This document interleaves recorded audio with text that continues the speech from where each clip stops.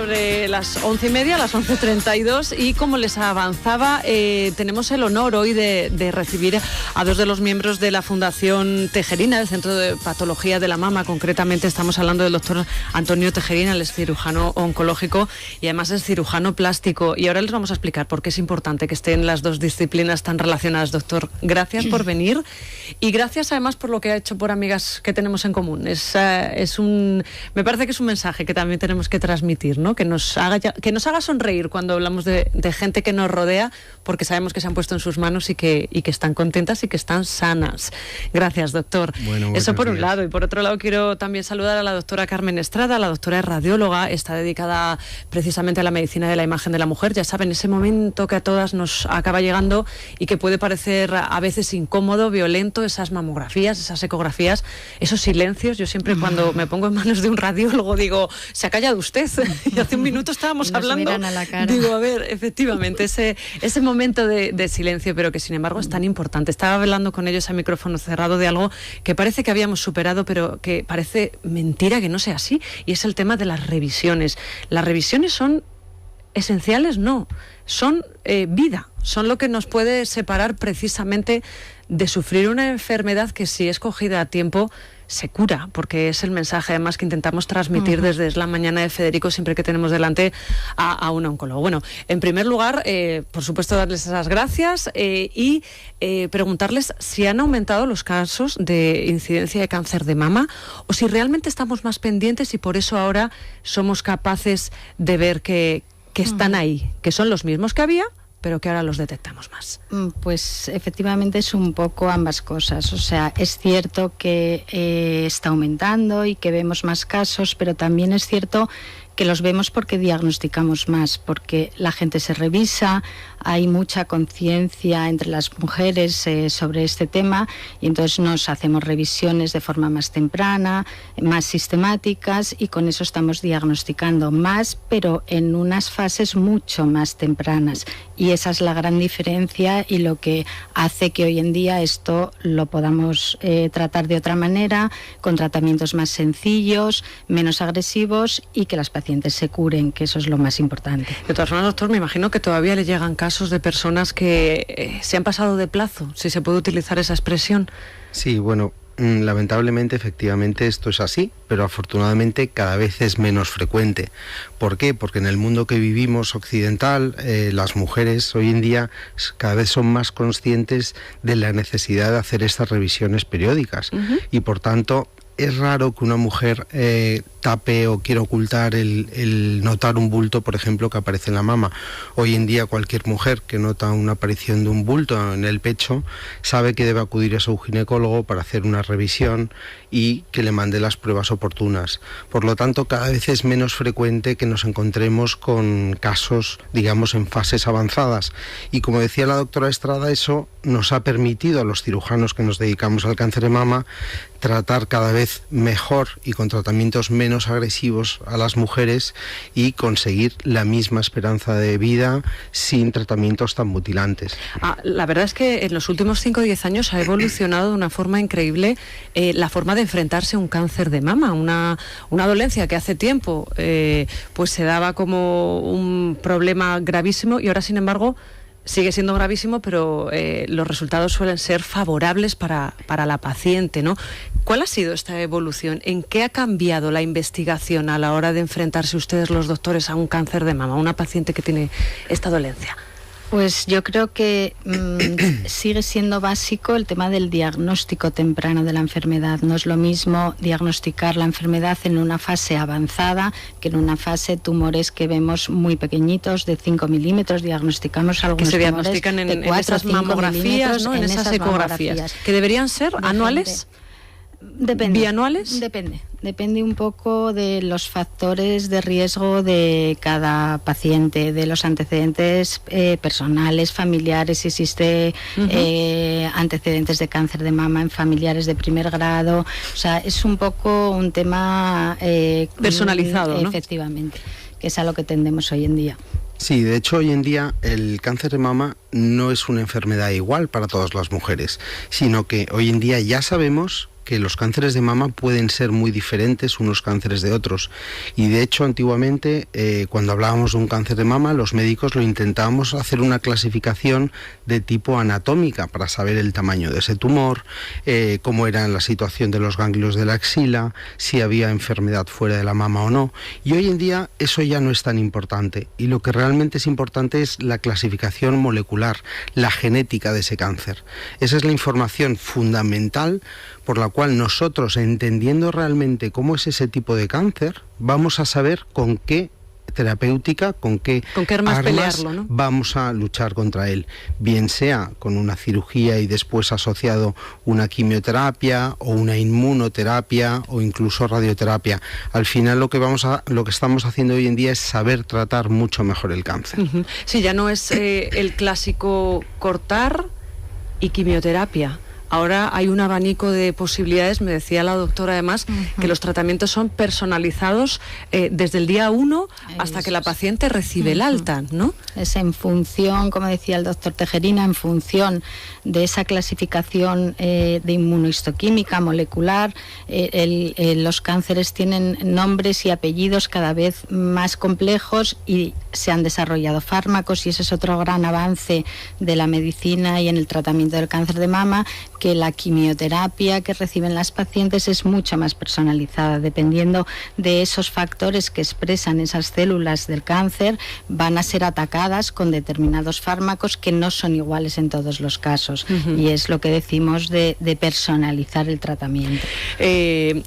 Es verdad que no es una gripe, pero muchas veces podríamos quizá enfocarlo como tal en el sentido psicológico, ¿no? Porque ese, me imagino que es el gran golpe de la paciente. Ese día que, bueno, como decía doctora, el día que te sientas en la cama, cuando te estás tumbando en la camilla y te están haciendo ya la exploración, ya empiezas a darte cuenta, ¿no?, de que quizá algo no esté tan bien como debería. A ustedes les toca además ese momento de dar la noticia y me imagino que la paciente sufre a partir de ahí un rosario de sensaciones y de sentimientos que empiezan por lo mental. Me imagino que tendrán además en la Fundación Tejerina un equipo de personas encargadas precisamente de hacerse cargo de ese otro dolor, ¿no? Del dolor que no duele, del dolor no que no duele, del que no es físico, del dolor psicológico. Es enfrentarse a qué me va a pasar ahora, qué le va a pasar a mis hijos, cómo va a cambiar mi cuerpo.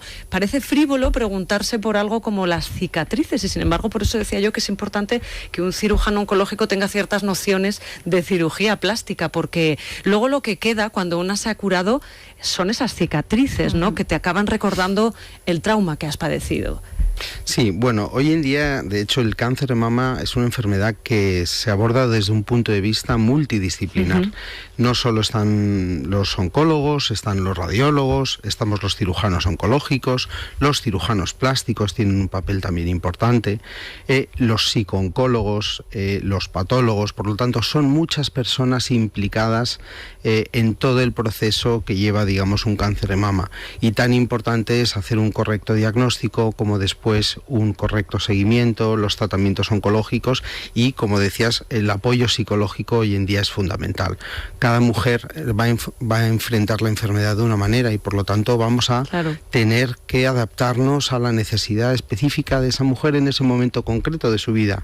En cuanto a los tratamientos quirúrgicos, efectivamente las cicatrices en una mujer es algo que nos va a marcar y nos va a mutilar, y muchísimos avances se han hecho recientemente en el campo de la cirugía del cáncer de mama, ya que hoy en día existe un concepto que es lo que llamamos la cirugía oncoplástica, que es una nueva forma de entender la cirugía de la mama en general, en el cual cuando hacemos una cirugía oncológica por un cáncer de mama, hacemos y utilizamos técnicas de cirugía plástica para preservar la estética de la mama y por tanto mejorar y mantener la dignidad, digamos, de esa mujer que se ha enfrentado a un cáncer de mama. Sí, porque es lo que queda luego, ¿verdad? Claro, todo esto lo conseguimos con esos equipos multidisciplinares en los cuales se integran cirujanos oncológicos, cirujanos plásticos, y de esta forma conseguimos ofrecer unos excelentes resultados, ya no solo desde un punto de vista oncológico, sino también cosmético, que favorece al final la recuperación de la mujer. Sí, porque debería además, ustedes en la Fundación me imagino que lo tienen presente, la mujer es la protagonista, porque no solo tenemos el cáncer de mama, también tenemos por supuesto el cáncer de cuello de útero, no sé si en este caso también la incidencia cada vez mayor o la detección cada vez más precoz. Pero hablando de detección precoz, el tema de palparse a nosotras mismas, yo creo que igual que sí que somos dadas a acudir al médico y a que nos miren y a que ustedes, los profesionales de los que yo me fío plenamente, nos digan si la cosa está bien o mal, ¿realmente eso de la autoexploración es el primer paso, el que debemos dar todos los meses? Pues es también un tema un poquito controvertido y hay gente que opina que sí, hay gente que opina que no. Yo creo que es muy importante la autoexploración. Y vamos a ver, como todo, requiere una curva de aprendizaje. Cuando una mujer empieza a explorarse, muchas veces se nota bultos, se nota cosas que no sabe si son algo, si no son nada. Eso crea cierta ansiedad en las pacientes, pero bueno, no es más que aprender cómo es tu mama, saber explorarla y saber que el día que haya un cambio, lo va a notar uno pronto, tempranamente, no tardar en eso. Entonces es simplemente que eso nos ponga en alerta y poder acudir a un especialista. Yo creo que siempre en entornos muy especializados donde uno pueda encontrar a todos los especialistas que pueden dedicados específicamente a esto. Y no los mitos, la cultura popular, porque es verdad que yo creo que también tienen que luchar contra eso, ¿no? Lo típico de si duele no es un tumor. Me imagino que es mentira, ¿no? No tiene por qué doler. O sea, un tumor generalmente no duele. Ahora que si duele no es, pues tampoco puede doler. O sea, eso no es. O mitos como, por ejemplo, que siempre hay que amputar, o mitos como que siempre hay que pasar por quimioterapia. No es así, ¿no? No, en absoluto. Es lo que decíamos. Realmente, hoy en día intentamos ser cada vez más conservadores. Y de hecho, cuando una mujer tiene un cáncer de mama, podemos decir que casi en el 70-80% de los casos, cuando se diagnostican en estadios iniciales, quiere decir cuando el tumor es pequeño, la mujer va a conservar su mama. ¿Y si les da con lo contrario, con lo que hizo Angelina Jolie, ¿no? Que además yo no sé si hizo mal o hizo bien? He escuchado opiniones de todo tipo. De hecho, el doctor Enrique de la Morena, que es un habitual de esta sección, decía que eso, cuando se filtró la noticia de Angelina Jolie, ella misma lo contó en un periódico, decía que esto se llevaba haciendo toda la vida. Decía, esto no es una novedad, hay mujeres que se han sometido a este tipo de operaciones. ¿Lo piden voluntariamente? ¿Nosotros podemos exigir eso o ustedes directamente no lo recomiendan? No, vamos a ver. Lo que le sucedió a Angelina Jolie, de hecho, fue muy conocido en todos los medios internacionales de comunicación. Angelina Jolie era portadora de una mutación genética, de una mutación, y las mujeres portadoras de esa mutación, está demostrado estadísticamente que a lo largo de su vida tienen entre un 60 y un 80% de posibilidades de desarrollar un cáncer de mama. Por lo tanto, ella en concreto, al ser portadora de esta mutación y encima tener antecedentes de una madre fallecida también por un cáncer de mama, estadísticamente estaba demostrado que en su caso era una persona con una posibilidad muy alta de desarrollar un cáncer con los años que tenía por delante, ya que ella era muy joven. Por lo tanto, hay estudios internacionales hoy en día que avalan y han demostrado que en las mujeres portadoras de esta mutación, de una mutación en el gen BRCA, bien sea en el 1 o en el 2, sí que está demostrado que el hacer una cirugía de reducción de riesgo, que es, digamos, una mastectomía subcutánea, que habitualmente se realiza acompañada de una reconstrucción inmediata, conseguimos dos cosas. En primer lugar, disminuir la incidencia de aparición de un cáncer de mama. ¿Por qué? Porque si una mujer se somete a una mastectomía, por encima del 97% podemos decir que se va a conseguir evitar que le pueda volver a aparecer un cáncer de mama. Pero lo más importante es que en mujeres portadoras de esta mutación conseguimos que disminuye la posibilidad de mortalidad por cáncer de mama.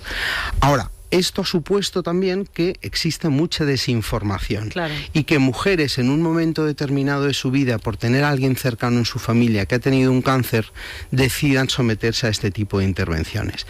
Esto no es correcto. Como debe funcionar hoy en día es una mujer lo primero que tiene que hacer es, si tiene dudas acerca de la posibilidad de tener un cáncer de tipo familiar, debe consultar en una unidad de consejo genético familiar, en una unidad de cáncer familiar, porque realmente de los cánceres de mama, solo un 5% de los cánceres de mama son de origen familiar. Los cánceres todos son genéticos, pero que se hereden de tipo familiar solo son un 5%. Por lo tanto, no son tantos los cánceres. Y en esas unidades de consejo genético lo que se hace es estudiar a esas familias para poder determinar si tienen un riesgo elevado de poder desarrollar un cáncer de mama a lo largo de su vida.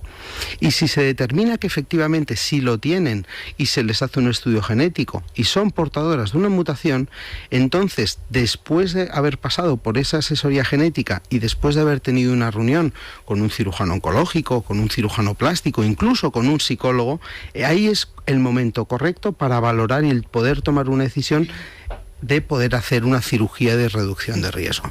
Si nos saltamos estos pasos, realmente es cuando realmente las cosas no se hacen bien. Y eso es lo que hay que intentar evitar. Bueno, pues doctores, yo creo que ha sido una charla corta, pero ha quedado claro el mensaje final. Hay que estar pendientes de nosotras mismas, hay que acudir a los médicos, y si ustedes quieren los mejores, en la Fundación Tejerina van a encontrar a dos de ellos, al doctor Antonio Tejerina y a la doctora Carmen Estrada. Muchas gracias por haber estado con nosotros. Yo creo que estos famosos días de, porque ya hay días para todo, ¿verdad? Se hace el día de la botella de agua, el día de la radio, el día de Google, el día del cáncer, el Día Internacional contra el Cáncer. Yo creo que es uno de esos días que sí que deberían celebrarse prácticamente cada 2 o 3 meses, porque a lo mejor nos oyen escuchar la palabra y acudimos al médico, ¿no? Acudimos a revisarnos. Concienciar. Efectivamente. Muchísimas gracias a los dos por haber estado con nosotros. Vamos a hacer una parada y les recuerdo que en Viajes El Corte Inglés están muy pendientes de los mayores de 60 años, concretamente por un Día Internacional el Día Internacional del Mayor, que quieren conmemorar con un catálogo, el catálogo Viajeros Mayores de 60 años, donde van a encontrar ustedes viajes a precios excepcionales y, lo más importante, van a encontrar viajes para el resto de los mortales que, en el caso de los mayores de 60 años, tienen un precio reducido. Acérquense ustedes a cualquier agencia de viajes El Corte Inglés y pregunten por todas las escapadas que tienen por Europa, por paradores. Tienen circuitos maravillosos donde les llevan con guías a donde ustedes no entienden nada y donde les tratan con la garantía y la confianza de Viajes El Corte Inglés. Es la mañana. Es radio.